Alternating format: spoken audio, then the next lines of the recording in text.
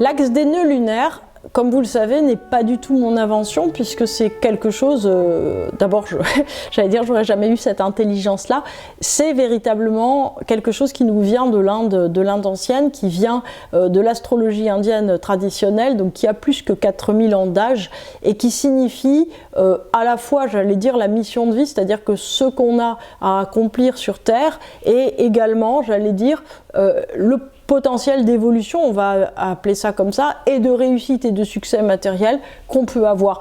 C'est quelque chose qui est complètement saisissant et complètement incroyable, puisque, si vous voulez, on se retrouve en face de quelque chose qu'on ne maîtrise pas, qu'on ne comprend pas. Donc une chose que je dis souvent à mes élèves, c'est imaginez la chose suivante. Voilà, il y a Saint-Pierre qui est là en train de vous parler, vous êtes dans le ventre de votre maman et vous allez naître dans 9 mois. Et pendant 9 mois, en fait, Saint-Pierre vous raconte tout ce que vous allez avoir à faire sur Terre, tout ce que vous devez réaliser, tout ce à quoi faire attention, tous les acquis que vous devez transformer, toutes les gens que vous allez rencontrer et ainsi de suite.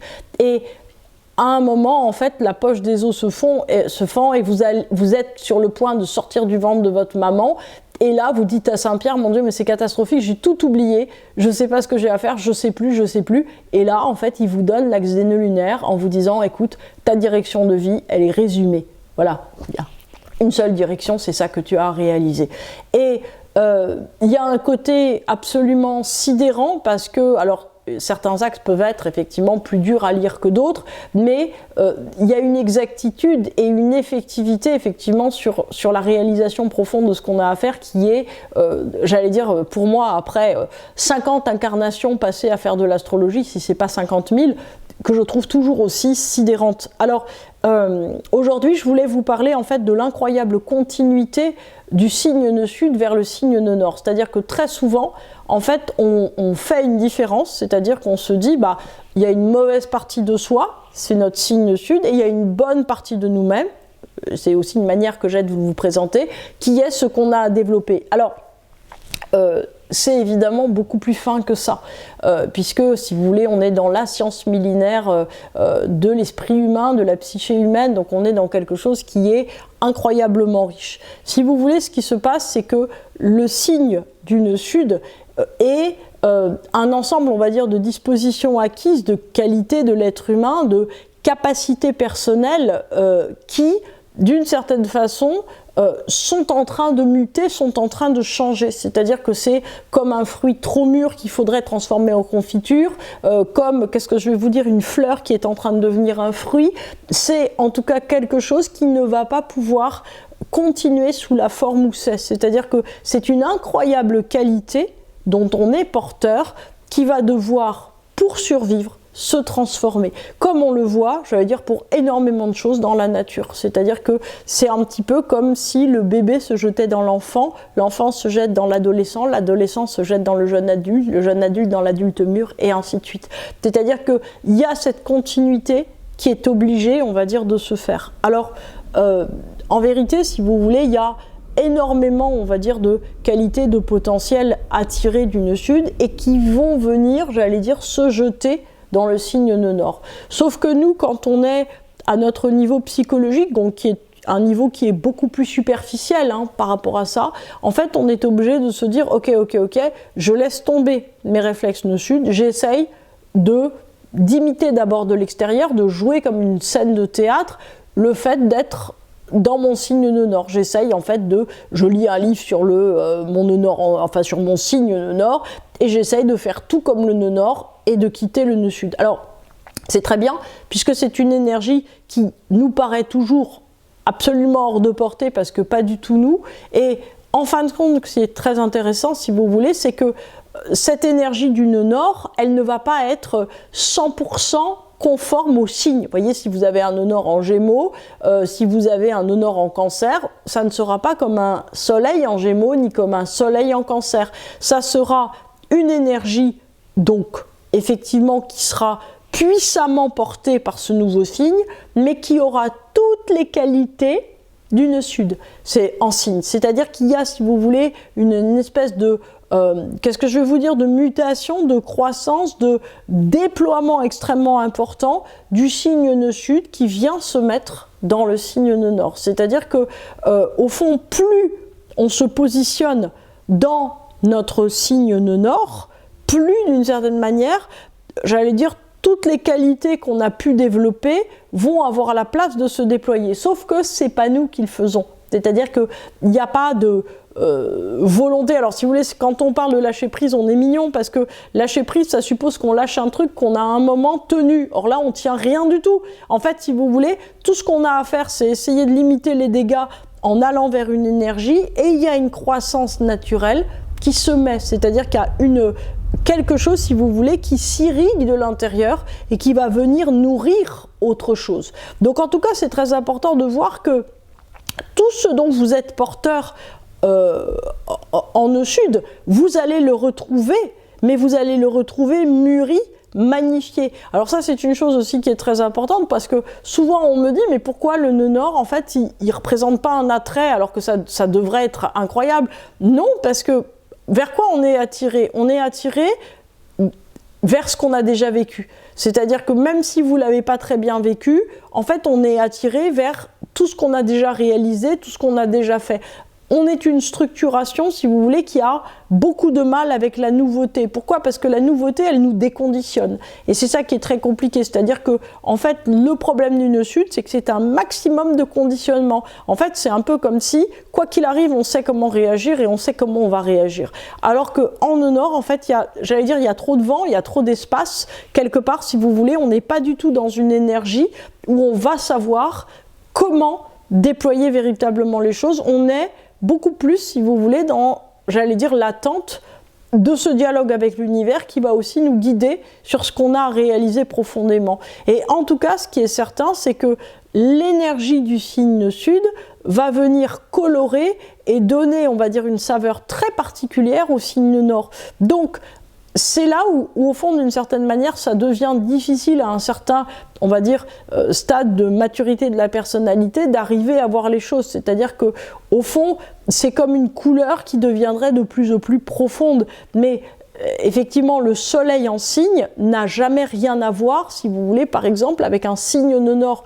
puisque le soleil en signe, c'est une énergie qui est pure et inentachée de son signe. Si vous voulez, elle ne communique avec d'autres, sinon à la faveur d'aspects ou de conjonctions ou d'autres choses. Mais elle n'est jamais de l'intérieur nourrie par quelque chose.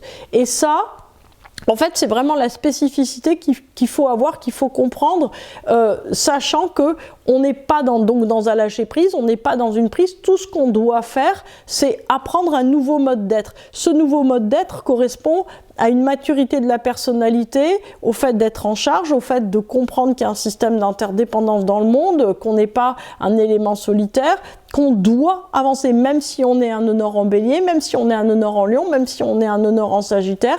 Il y a une question effectivement d'affirmation, c'est pour rejoindre les autres, c'est-à-dire c'est pour rejoindre un sens du collectif et un sens du monde. Si vous voulez, il y a toujours en nœud sud, de toute façon, une notion d'individualisme et de préférence posée sur soi qu'il n'y aura jamais en nœud nord, puisqu'en nœud nord, si vous voulez, c'est une maturation de la personnalité et non pas quelque chose qui se recentre sur soi-même.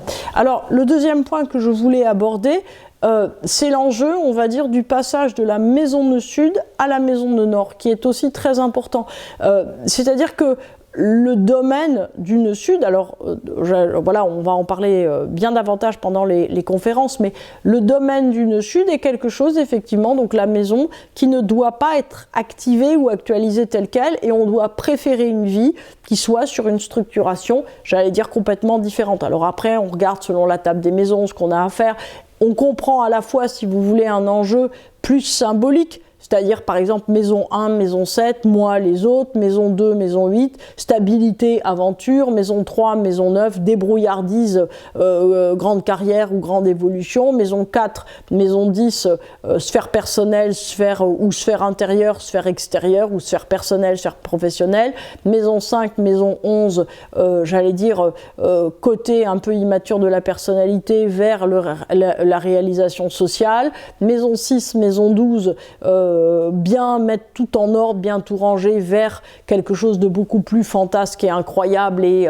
surdimensionné. Donc maison 7, maison 1, on repart les autres mois. Maison 8, maison 2, on est vers quelque chose d'anticonformisme qui doit se normaliser. Maison 9, maison 3, c'est la même chose dans l'autre sens, c'est-à-dire grand niveau de carrière vers le fait de se débrouiller, d'avancer. Maison 10, donc vous avez, j'allais dire le tour à l'inverse, il est le même. Hein. Donc en fait, ce qu'il faut arriver, si vous voulez, à comprendre, c'est que de toute façon, on va effectivement quitter un domaine pour établir sur un autre, et qu'à partir de là, les fruits du domaine qu'on a quitté vont venir sur une autre manière, sur une autre façon de faire. Quand ? 20 ans après, 15 ans après, donc là encore, si vous voulez, ne vous mettez pas dans un timing. Contentez-vous de faire ce que vous avez à faire. Donc je vais continuer quand même mon tour parce que je sens que ça va poser problème si je ne l'ai pas fini. Donc maison 10, maison 4, on est professionnel sur personnel. Un nœud sud en 11, c'est-à-dire trop de conventions sociales. Nœud nord 5, repartir de soi et de ses talents. Nœud sud 12, il va y avoir une tendance à se mettre en retrait et à ne pas vouloir rentrer dans la mêlée du monde. Nœud nord 6, c'est vraiment le fait, si vous voulez, d'être ancré, d'être avec, de faire, tout simplement, sans, j'allais dire, se poser des questions de fond sur la direction, mais être dans le faire. Donc en fait, ce qui est très important, si vous voulez, avec l'inversion des maisons, c'est d'arriver à comprendre que on doit effectivement, c'est pas tellement qu'on doit lâcher, c'est qu'on ne doit pas édifier avec la maison de nœud sud, qu'on doit édifier avec la maison de nœud nord. À peu près, j'ai envie de dire, c'est lisible à travers tout un tas de domaines de vie, etc., aussi bien familial, personnel, professionnel, etc. Et savoir que quelque part, on obtiendra autrement une réalisation. C'est-à-dire que, par exemple, si vous avez un axe 4-10, peut-être que vous n'allez pas dîner tous les soirs avec vos enfants. Si vous êtes en nœud nord, vous allez avoir une entreprise et peut-être que vos enfants travailleront dans cette entreprise. C'est-à-dire que, au fond, si vous voulez, c'est une inversion des choses qui est très importante, si vous voulez, à comprendre et à réaliser. C'est-à-dire qu'il faut se donner personnellement une autre priorité. Alors, ça sert à quoi? Ça sert à évoluer. Évoluer, ça veut dire quoi? J'allais dire ce soir, oui, là on est le soir pour moi, on va dire décloisonner, déconditionner. C'est-à-dire que évoluer, c'est accepter tout simplement de comprendre que, vous savez, l'axe des nœuds, il est inverse en maison, donc ça veut dire qu'un autre point de vue, un autre signe, une autre manière de faire complètement radicalement différente de la vôtre est aussi valable que celle que vous avez toujours eue.